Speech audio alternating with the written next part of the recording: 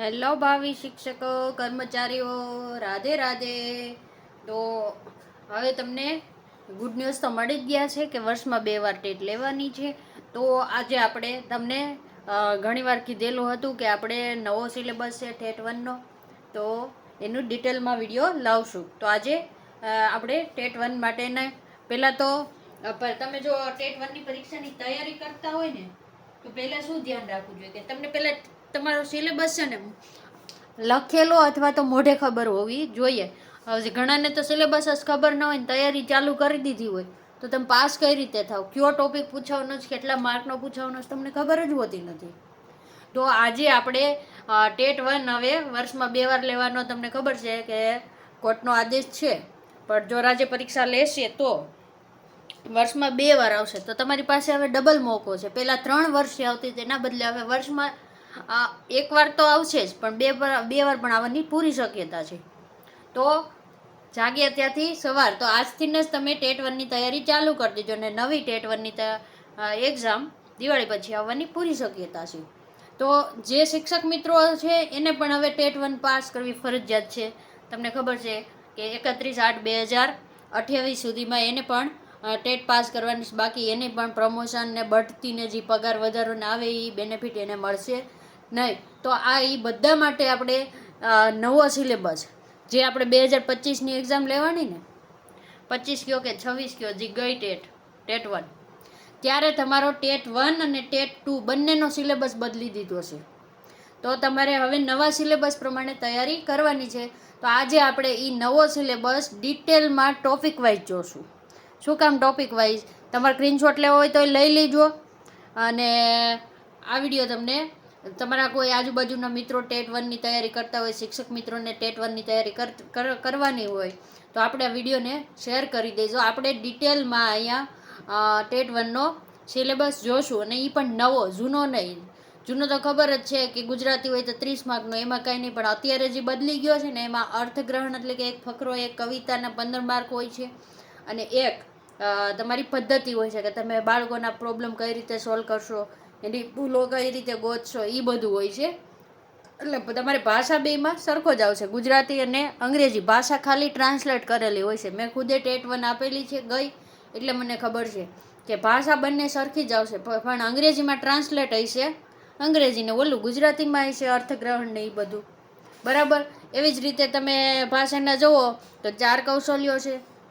હા, શ્રવણ, કથન, વાંચન, લેખન, એ પણ ઇંગ્લિશમાં પણ સેમ ટુ સેમ જ આવશે. એટલે તમારે, જો તમને ગુજરાતી આવડતું હોય ને, થોડું જાજુ ઇંગ્લિશ આવડતું હોય ને, તો તમારું કામ થઈ જશે મેથડમાં. અને મેથડમાં છે ને તમારે પાસ થવું સહેલું હોય છે, કારણ પેપર છે સમજણ આધારિત હોય છે. તો આપણે ડિટેલમાં જોઈએ. અહીંયા લખો ને, એ 3 વિભાગ આપણે બોર્ડ પર સામેલા છે, એટલે આપણે લખ્યા છે. પણ આમાં પણ તમને હવે મારે ડિટેલ દેવાની છે. શું કામ? પહેલાં તો તમને ખબર હોવી જોઈએ કે ટેટ 1 છે એનું પેપર કેટલું હોય છે, તો કે 5 વિભાગમાં વહેંચેલું છે. આ વિભાગ 1 આપણે બાળ વિકાસ ને, એમાં પણ આ 3 ટોપિક અલગ અલગ હવે થઈ ગયા છે. ને હમણાં આપણે ડિટેલમાં મુદ્દાવાઇઝ જોઈશું. તો કે ગુજરાતીમાં, તો કે એક ભાષા અર્થગ્રહણમાં જોવાનું, અને ભાષા વિકાસ શૈક્ષણિક પદ્ધતિ, જે તમારા ડીએલએડના મોડ્યુલ પ્રમાણે 2 થી 3 બેઠા પ્રશ્ન પૂછાયેલા છે ગયા વખતની ટેટ 1માં. ગણિતમાં પણ બેઠા પ્રશ્ન પૂછાયેલા હતા, 180ના ખૂણાવાળો ત્રિકોણના. બરાબર. તો અંગ્રેજીમાં પણ.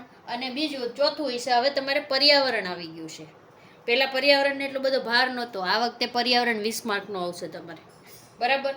અને જીકે તમારું હાવ નહીવત થઈ ગયું છે. આપણે બધો જ ડિટેલમાં જોઈએ, ટોપિક વાત જોઈએ, તો તમારે 150 માર્કનું પ્રશ્નપત્ર હશે, અને એમાં માઇનસ પદ્ધતિ નથી હો, માઇનસ પદ્ધતિ નથી, એટલે કે માઇનસ થતા નથી.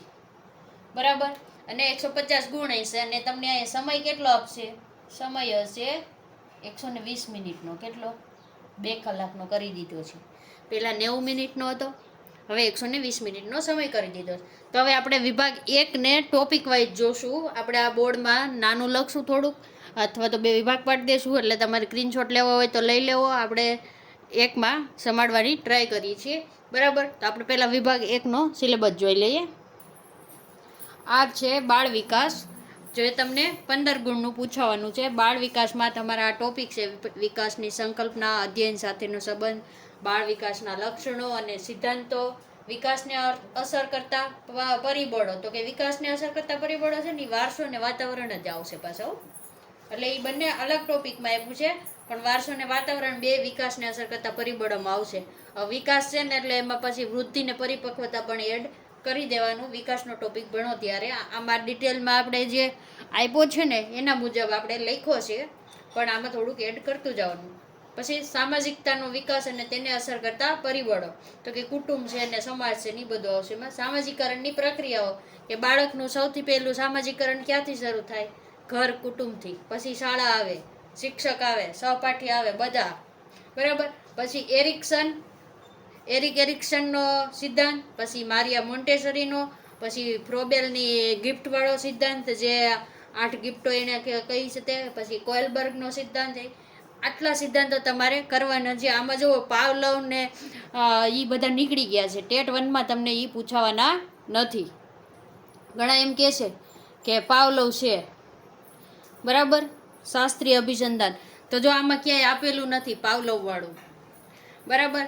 પછી કારક અભિસંધાને આપ્યું નથી. પૂછી શકે તો પૂછી શકે, એટલે કારકને એ કરી લેવું તમારે કરવું હોય તો. પણ આમાં આપણને આટલા જ આપેલા છે. પછી સ્ટાર્ટ સેકન્ડરીની હોય ને તો એમાં પાવલોને એને ડિટેલમાં પૂછે છે તમારે, કોલબર્ગ હોય બધા બરાબર. પછી તો કે બાળ કેન્દ્રીય અને પ્રગતિશીલ શિક્ષણની સંકલ્પના, તો કે હવે જે છે ને એ બાળ કેન્દ્રીય શિક્ષણ છે. આપણે જે પુસ્તકો જો તો બાળ કેન્દ્રી બનાવેલા છે, શિક્ષણ પણ હવે બાળક, એટલે કે બાળકને કેન્દ્રમાં છે અને શિક્ષક એના ફેસિલિટર તરીકે છે. બુદ્ધિની સંકલ્પના અંગેનો સમીક્ષાત્મક દ્રષ્ટિકોણ, અહીંયા બુદ્ધિના જે બુદ્ધિઆંક ને એ બધું આવે છે ને એ તમારે અહીંયા બુદ્ધિમાં આવી જાય છે, કે નિમ્ન સરેરાશ ને બુદ્ધિ, મંદ બુદ્ધિ કોને કહેવાય ને બરાબર. એ બધું અહીંયા આવી જાય છે. આઈક્યુનું સૂત્ર ઘણીવાર આપણે મોસ્ટ ઓફલી ટેટમાં આઈક્યુ વાળું સૂત્ર પૂછે છે બરાબર. તો કે બહુઆયામી બુદ્ધિ, કે કઈ પ્રતિભાશાળી લોકો હોય, બાળકો હોય એના માટે છે. બાળકોનો વિકાસ, ભાષા અને વિચાર, તો કે આમાં પણ તમારે બાળકો કઈ રીતે ભાષા શીખે છે બરાબર. એટલે કે આમાં અધિગ્રહણ ને એ બધું આવશે, કે બાળકને વાંચતા લખતા ન આવડતું હોય તો બોલતા તો આવડી જાય છે સાંભળીને, એ રીતનું આવશે. પણ આ મનોવિજ્ઞાનની રીતે આવશે. ને આના વિષય પાસે તમારે ગુજરાતી ને ઇંગ્લિશમાં પણ આવશે ભાષાવાળો બરાબર. લિંગ અને જાતિ, સામાજિક બંધારણ, લિંગ ભેદ, જાતિ લિંગ ભૂમિકાઓ, શિક્ષણના સંદર્ભમાં જાતિતાની અસર.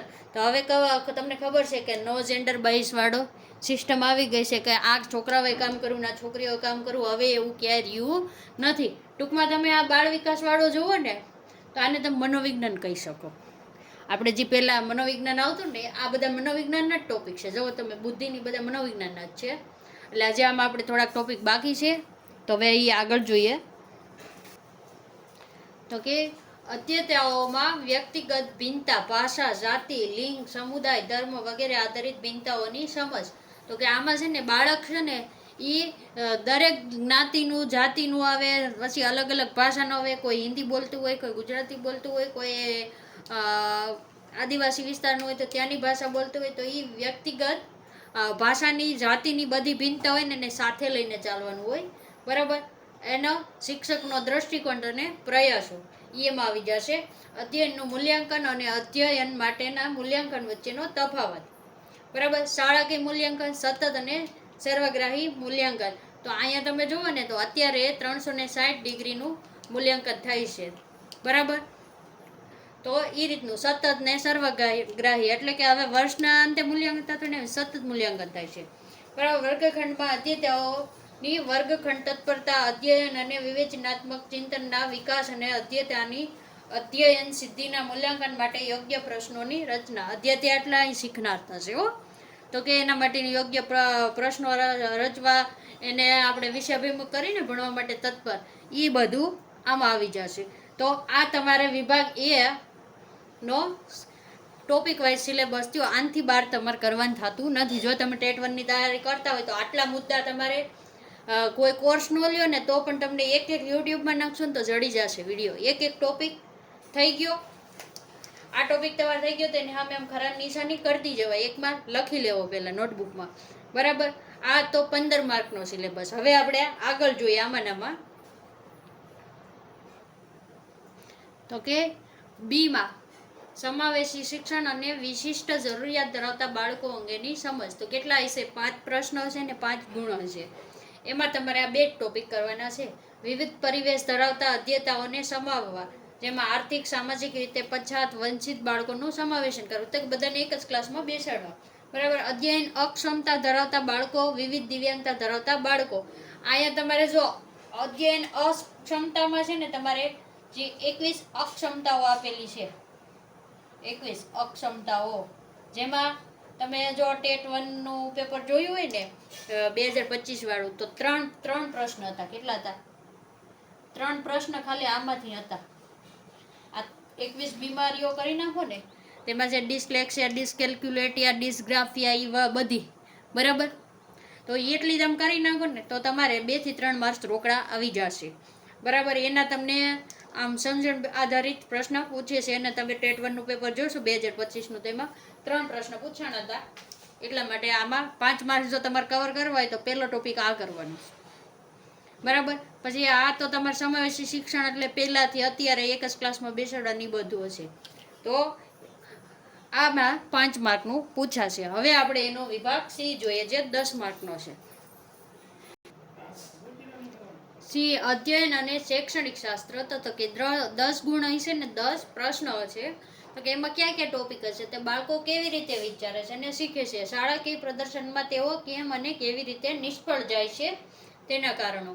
કે કોઈ બાળક ભણવામાં ડલ હોય તો એ કઈ કઈ મુશ્કેલીઓ છે અને કેવી રીતે એ નિષ્ફળ ગયો, એ બધું જાણવાનું હોય. અધ્યયન અધ્યાપનની પાયાની પ્રક્રિયાઓ, બાળકોની અધ્યયન વ્યૂહરચનાઓ, સામાજિક પ્રવૃત્તિ તરીકે અધ્યયનનો સામાજિક પરિપ્રેક્ષ્ય, બરાબર. બાળક સમસ્યા ઉકેલનાર અને વૈજ્ઞાનિક શોધક તરીકે. તો કે જ્હોન ડ્યુઈ કહે છે ને, બાળક એક નાનો વૈજ્ઞાનિક છે, બરાબર. બાળકોમાં અધ્યયન માટેની વૈકલ્પિક સંકલ્પના, અધ્યયન પ્રક્રિયામાં બાળકોથી થતી ભૂલોને મહત્વના સોપાન તરીકે સમજ. કે ઘણીવાર બાળક લખવામાં ભૂલો કરતો હોય તો એ ભૂલોને કઈ રીતે સુધારવી, એ બધું આમ આવશે આ શૈક્ષણિક શાસ્ત્રમાં, બરાબર. તો હવે એનો આગળનો ટોપિક જોઈએ, જ્ઞાન અને બોધ. જ્ઞાન અને બોધ બે એક જ થાય, બરાબર. જ્ઞાન, બોધ અને સંવેગો. સંવેગોમાં શું આવે? ક્રોધ, ઈર્ષા, પછી એ બધા સંવેગો કહેવાય. ભય છે, દુઃખ છે, હર્ષ છે, એ બધાને સંવેગો કહેવાય, બરાબર. પ્રેરણા અને અધ્યયન. કે પ્રેરણા નહીં તો વર્તન નહીં.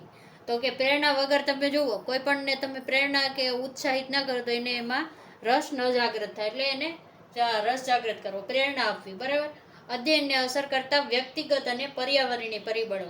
પર્યાવરણીય પરિબળો એટલે કે આજુબાજુનું વાતાવરણ છે, કુટુંબ છે, સમાજ છે, બધું જ અધ્યયનને અસર કરે છે. બાળક શીખે છે, સૌથી પહેલાં તે કુટુંબ પાસેથી શીખે છે. એ રીતનું આમાં બધા પરિબળો આવશે. આ હશે તમારે આટલા ટોપિક જે લખ્યા એટલા કરો એટલે તમારા 10 માર્ક રોકડા. હવે આવશે આપણે ભાષા. તો કે ગુજરાતી ભાષા વિભાગ 2 માં આવશે તમારે ગુજરાતી ભાષા. 30 ગુણ અને 30 પ્રશ્નો આવશે. તો તેમાં તો પહેલાં છે ને તમારે એ વિભાગમાં શું આવશે? તો કે ભાષા અર્થગ્રહણ 15 ગુણ અને 15 પ્રશ્ન આવશે. એમાં શું આવશે? તો એક અપરિચિત પાઠો વાંચવા, એટલે કે એક અપરિચિત ગદ્ય આવશે અને એક પદ્ય કે નાટક આવશે, બરાબર. તો કે આ નાટક તો લગભગ નથી આવતું. તમે ટેટ 1 માં 2025 નું જોયું હોય ને, તો એમાં મરજીવિયા કવિતા આવી હતી. અહીંયા સાચી મિત્રતા કયું હતું? મૈત્રી ભાવનું પવિત્ર ઝરણું વાળું એક આપ્યું તો ફકરો, એનું શીર્ષક નહીં આપવાનું હતું, એની નીચેના પ્રશ્નો આપેલા હતા. એટલે કે એક ફકરો આપશે, એની નીચે તમને પ્રશ્ન આપ્યા છે, અને એક કાવ્ય આપશે. નાટક તો મોટા ભાગે લગભગ નથી આવતું. તમે સીટેટનું જોવો તો નાટક બહુ ઓછું આવે છે, બરાબર. એમાંથી તમને પ્રશ્ન પૂછશે. એમાં તમારે વ્યાકરણના કેટલાક મુદ્દા છે ને, ભાષા સજ્જતાવાળાની ઘણા પૂછી લે છે, જેમાં કે જોડણી છે, સમાનાર્થી વિરુદ્ધાર્થી પૂછી શકે, પછી શબ્દ સમૂહ માટે એક શબ્દ પૂછી શકે. એ રીતનું તમને આમાં પાઠમાંથી પૂછી શકે, બરાબર. પછી જો ભાષાના પેપરમાં દરેક વિષયના વિષય વસ્તુમાં ભાષા સજ્જતા, સંભાષણ અને વિદ્યાર્થી સાથેના વર્ગ વ્યવહાર તેમજ આંતરક્રિયાને લગતી સજ્જતાનું મૂલ્યાંકન કરતા, તેમજ ભાષાના મૂળભૂત તત્વો, પ્રત્યયન અને સાર અર્થગ્રહણની ક્ષમતાનું મૂલ્યાંકન કરતા પ્રશ્નો હશે, એટલે કે તમને આમાંથી કેટલું સમજાણું છે એના આધારિત તમારા પ્રશ્નો હશે. તો કે શ્રવણ અને કથન ભાષા શિક્ષણમાં મહત્વ. તો કે સૌથી પહેલા બાળક સાંભળવાનું શરૂ કરે છે, પછી બોલવાનું ચાલુ કરે છે, બરાબર. તો એનું મહત્વ. પછી ધોરણ 1 થી 5નું વિષય વસ્તુ છે એના આધારિત તમને 2 થી 3 પ્રશ્ન પૂછાઈ શકે. 15 માર્કમાં ઝાઝા પ્રશ્ન પૂછાતા નથી. એમાં પણ તમારે બીજા ત્રીજામાં ને ચોથું ને પાંચમું એટલા ધોરણમાં ગુજરાતી તમારે કરી નાખવાની, બરાબર. નામ છે, પાઠ કેટલા આપેલા છે, પાના નંબર છે, પછી પૃષ્ઠ પર કેનું ચિત્ર આપેલું છે, એવા બધા પ્રશ્નો પૂછી શકે છે. આ વખતે ગણિતમાં પણ ટેક્સ્ટ બુકનો પૂછ્યો તો, બરાબર. તો તમારે એનું કરી નાખવાનું. પણ એમાં જે વ્યાકરણ ને એવું આવતું હોય ને એ થોડુંક 10મા સુધીનું કઠિનતા મૂલ્ય. એટલે તમે જોવો ને તો આ મરજીવી અને એ જે કવિતા હતી ને જે ગદ્યાર્થ ગ્રહણમાં, બરાબર, એ પણ 9મા ધોરણમાં બેઠો ફકરો મૂકેલો હતો. એટલે તમારે 10 લગીને ગુજરાતી કરી નાખવાની. એકવાર વાંચી લેવાની. એમાં જે કવિતા આવતી હોય ને જે પાઠ આવતા હોય ને એકવાર વાંચી લેવું. એમાંથી ઓમ પ્રશ્ન નહીં પૂછાય, ફકરો પૂછાઈ શકે, બરાબર. આ તો ગુજરાતીનો 15 માર્કનો સિલેબસ. અને આ સેમ ટુ સેમ આ જ રીતનો તમારો ઇંગ્લિશનો 15 માર્કનો હશે. જો એનો આપણે લખશું નહીં, પણ અહીં તમે ઇંગ્લિશનો સમજી જાજો. એનો ઇંગ્લિશમાં ટ્રાન્સલેટ હશે ખાલી. આ ગુજરાતીમાં છે એ ઇંગ્લિશમાં હશે, પણ સિલેબસ બેયનો સેમ ટુ સેમ છે. તો કે ગુજરાતીમાં જ તમારે પહેલો 15 માર્કનો જોયું. હવે આપણે જોઈએ ભાષા વિકાસની શૈક્ષણિક પદ્ધતિ. એના હશે 15 ગુણ અને પ્રશ્ન પણ હશે 15. અધ્યયન અને ભાષા સંપ્રાપ્તિક. ભાષા કેવી રીતે આપણે બોલતા શીખ્યા છે ને તે બધું. ભાષા શિક્ષણના સિદ્ધાંતો, બરાબર. પછી ભાષા શીખવામાં વ્યાકરણની ભૂમિકા અંગેની સમીક્ષાત્મક દ્રષ્ટિ.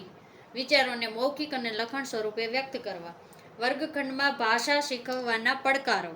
ભાષાકીય મુશ્કેલીઓ, ભૂલો અને વિકારો. તો આમાં ખબર છે તમને કે ટનો ડ ને એ ઘણી રીતે થતું હોય છે લખવામાં, ને વિદ્યાર્થીઓ ભૂલ કરતા હોય છે. પછી અલગ અલગ સમાજમાંથી આવેલા હોય છે, તો એની ભાષા બોલવાની ને કહેવાની રીત અલગ હોય છે, બરાબર. અને પછી આવશે ભાષા કૌશલ્ય. આમાં તમારે ભાષા કૌશલ્યમાં 4 કૌશલ્યો આવી જશે. ક્યાં આવશે? તો કે આ વાર પ્રશ્ન પૂછાય જ છે.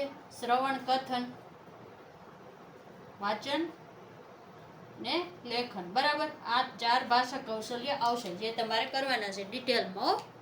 આમાંથી 1 થી 2 પ્રશ્ન હોય જ છે કથનવાળા. એટલે આ તમારા માટે ખાસ ટોપિક છે 1-2 માર્ક માટે, બરાબર. હવે આગળ જોઈએ. તો કે ભાષા અર્થગ્રહણ અને પ્રાવીણ્યનું મૂલ્યાંકન. શ્રવણ, કથન, વાંચન અને લેખન. હમણાં જ આપણે કીધું હતું કે આ 4 તો તમારે કરવું જ રહ્યું. શું કામે કરવું રહ્યું? કે ગુજરાતી અને ઇંગ્લિશમાં સેમ ટુ સેમ આવશે બધો સિલેબસ. એટલે તમે ગુજરાતીને કરો ને 30 માર્કનો, એટલે તમારે ઇંગ્લિશનો થઈ જશે, બરાબર. અધ્યયન અધ્યાપન સામગ્રી. વર્ગખંડમાં બહુભાષી સ્ત્રોતો, એટલે 1 કરતાં વધારે ભાષા. ઉપચારાત્મક શિક્ષણ. તો કે આનો એક પ્રશ્ન હોય છે. પછી આ વખતે તમે ટેટ 1ની જુઓ ને તો ઉપચારાત્મક શિક્ષણમાં ક્રમમાં ગોઠવવાનું હતું કે પહેલાં શું કરવાનું, નિદાન કરવાનું, બરાબર. પછી શું કરવાનું, કસોટી રચવાની ને એ બધું એને ક્રમમાં ગોઠવવાનું હોય. ઉપચાર કરવાનો ટૂંકમાં. પહેલાં નિદાન કરો ને એ બધું, છેલ્લે ઉપચાર કરો ને પછી પાછું મૂલ્યાંકન કરો, બરાબર, પુનઃ મૂલ્યાંકન. એ રીતનું તમારે ક્રમમાં ઉપચારાત્મક શિક્ષણને ગોઠવવાનું પૂછી શકે. અને કોઈ વિદ્યાર્થી કશાશ છે કે સરવાળા નથી આવડતા કે 0ની જગ્યાએ 1 લખે છે તો શું તકલીફ છે, એ રીતને તમે એને જોઈ શકો છો, બરાબર. તો આ તો આપણો ગુજરાતીનો 30 માર્કનો સિલેબસ. એમાં 15 આપણે પહેલાં અર્થગ્રહણવાળા જોયા અને આ હતું ભાષા પદ્ધતિ. હવે આપણે ઇંગ્લિશનું જોઈએ. ઇંગ્લિશનું છે ને વિદ્યાર્થી મિત્રો સેમ ટુ સેમ આવશે. તો કે વિભાગ 3માં આવશે અંગ્રેજી ભાષા, જે તમારી સેકન્ડ લેંગ્વેજ કહેવાય છે, બરાબર. તો કે 30 ગુણ ને 30 પ્રશ્નો આવશે. તો એમાં પહેલો વિભાગ આવશે ભાષા અર્થગ્રહણ, તો કે 15 ગુણ 15 પ્રશ્નો, બરાબર. અને બીજો વિભાગ આવશે ભાષા વિકાસની શૈક્ષણિક પદ્ધતિ, 15 ગુણ 15 પ્રશ્ન. તો આમાં તમારે ગુજરાતીનો જે સિલેબસ આપણે લખ્યો ને તે સેમ ટુ સેમ છે. ગુજરાતીનો સિલેબસ જોઈ લેવો, બરાબર. સિલેબસ છે તે જ અંગ્રેજીનો સિલેબસ છે, બરાબર. સિલેબસ છે તો તે જોઈ લેવું. આપણે શું કામ લખી દીધું જોઈ લેવો? ઘણા એમ કહે છે મેડમ તમે ઇંગ્લિશનો લખો, પણ તમે ઇંગ્લિશનો અને ગુજરાતીનો સેમ ટુ સેમ ગુજરાતીમાં જ આખો અભ્યાસક્રમ છે તમારો, સિલેબસ છે, અને સેમ ટુ સેમ ટોપિકમાં ક્યાંય ફેર નથી. ભાષા છે એટલે ભાષા હંમેશા સેમ જ હોય છે, બરાબર? તો સિલેબસ સેમ આવશે. હવે આપણે જોશું ગણિત. તો કે વિભાગ 4 ગણિત 30 માર્ક, બરાબર? 30 ગુણ હશે ને 30 પ્રશ્ન જ હશે. પણ ગણિતમાં તમને એક સલાહ દેવાની કે વિષય વસ્તુ જ્યારે ગણિત ગણવાનું હોય ને તે પહેલાં આખું પેપર પૂરું કરી દેવાનું ને છેલ્લે ગણિત ગણવાનું 15 માર્કનું રાખવાનું, કારણ નકર સમય ઘટશે. એટલે ગણિત 15 માર્ક છે ને તમારે છેલ્લે કરવાનું, જ્યારે પરીક્ષા ભરો ત્યારે, અત્યારે નહીં હો. કે વિષય વસ્તુ તો કે 1 થી 5 ધોરણના ગણિતની વિષય વસ્તુ છે ને એ તમને 15 માર્કનું પૂછાશે, બરાબર? એમાં તમે પહેલું ને બીજું જોવો ને તો એમાંથી ના પૂછાય. ત્રીજું, ચોથું ને પાંચમું જોવો ને તો એમાં વર્ગમૂળ ને ઘનમૂળ ને એ બધું આવે છે, લસા ગુસા અને સમીકરણ ને એ બધું તમને પૂછાય છે, બરાબર? તો તમારે 1 થી 5માં ઈ કરવાનું રહેશે. પણ એનું કઠિનતા મૂલ્ય કેટલું હોય છે? તો કે ધોરણ 10 સુધીનું રહેશે. જુઓ, ગણિત વિષયમાં સંકલ્પના સ્પષ્ટીકરણની બાબતો અને સમસ્યા ઉકેલ સંબંધિત ક્ષમતા આધારિત પ્રશ્નો. આ કસોટીમાં ધોરણ 1 થી 5ના ગણિત વિષયના અભ્યાસક્રમ આધારિત પ્રશ્નો, પરંતુ તેનું કઠિનતા મૂલ્ય અને સંબંધ માધ્યમિક શિક્ષણ ધોરણ 10 સુધીનો રહેશે. એટલે કે તમને દાખલા ભલે 1 થી 5ના જે ટોપિક આવતા હોય એમાં, પણ એનું કઠિનતા મૂલ્ય ધોરણ 10 સુધીમાં જઈ શકે છે. તો આટલું તમારે ખાલી વિષય વસ્તુ કરવાનું છે. અને ગણિતમાં તમને રોકડા માર્ક મળશે, 15 માર્ક છે. અને ગણિતની 15 માર્ક છે એ પદ્ધતિશાસ્ત્રના છે, જે આપણે જોઈએ કયા કયા ટોપિક તૈયાર કરવાના છે. તો ગણિતમાં પદ્ધતિશાસ્ત્ર તો કે કેટલું આવશે? તો કે 15 ગુણ અને 15 પ્રશ્નો. તો એમાં શું આવશે? ગણિતનું સ્વરૂપ, તર્ક શક્તિ, બાળકોની વિચારવાની તથા તર્ક કરવાની તરા, અર્થ અને શીખવા માટે અપનાવવાની વ્યૂહરચના, બરાબર? કઈ રીતે શીખવાડવું એ બધું. અભ્યાસક્રમમાં ગણિતનું સ્થાન, ગણિત શિક્ષણની પદ્ધતિઓ અને પ્રયુક્તિઓ. તો કે અહીંયા તમારે આગમન ને નિગમન ને પ્રયોગ પદ્ધતિને જે ગણિતમાં આવતી હોય એ બધી આવી જશે. વર્ગખંડ પ્રત્યયનમાં ભાષાની ભૂમિકા, તો એ તો ઓલામાં પણ આવતું હતું, ઔપચારિક અને અનૌપચારિક મૂલ્યાંકન. એટલે કે અહીંયા વ્યવહારિક દાખલાઓને એવું તમને પૂછે કે અનૌપચારિક એટલે શાળાની બહારનું અને ઔપચારિક એટલે જે શાળામાં થતું હોય, બરાબર? ગણિત અધ્યાપનમાં સમસ્યાઓ, બરાબર? જે સમસ્યાઓ પડતી હોય, ગણિતમાં થતી ભૂલો અને તેના નિવારણના ઉપાયો. આ તમારો ગણિતના 15 માર્કનો આ ટુકડો સિલેબસ છે. કેટલો છે ને ટૂંકો. ગુજરાતી ને ઇંગ્લિશની જેમ મોટો સિલેબસ નથી.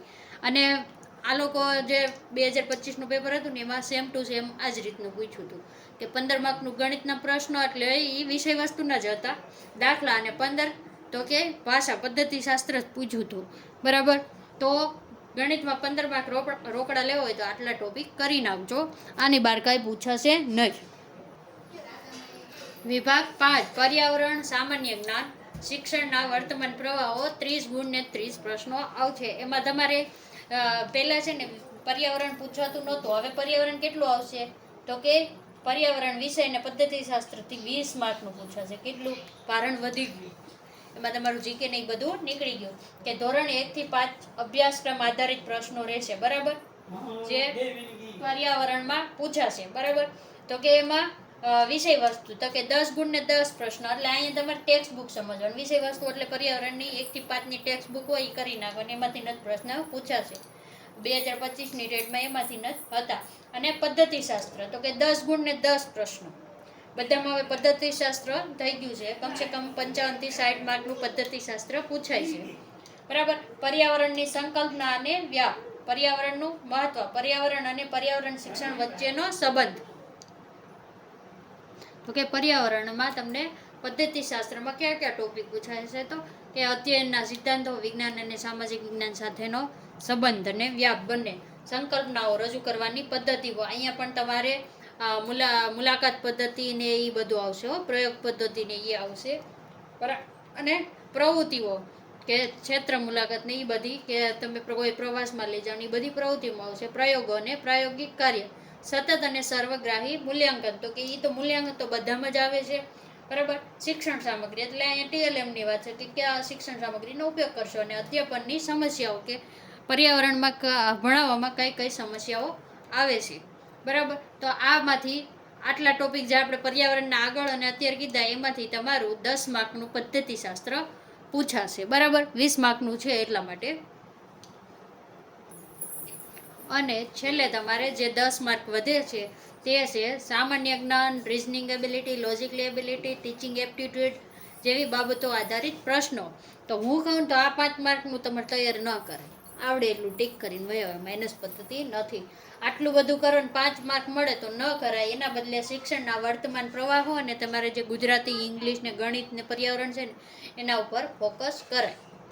બરાબર, શિક્ષણના વર્તમાન પ્રવાહમાંથી 5 પ્રશ્નો આવશે તો એ કરાય.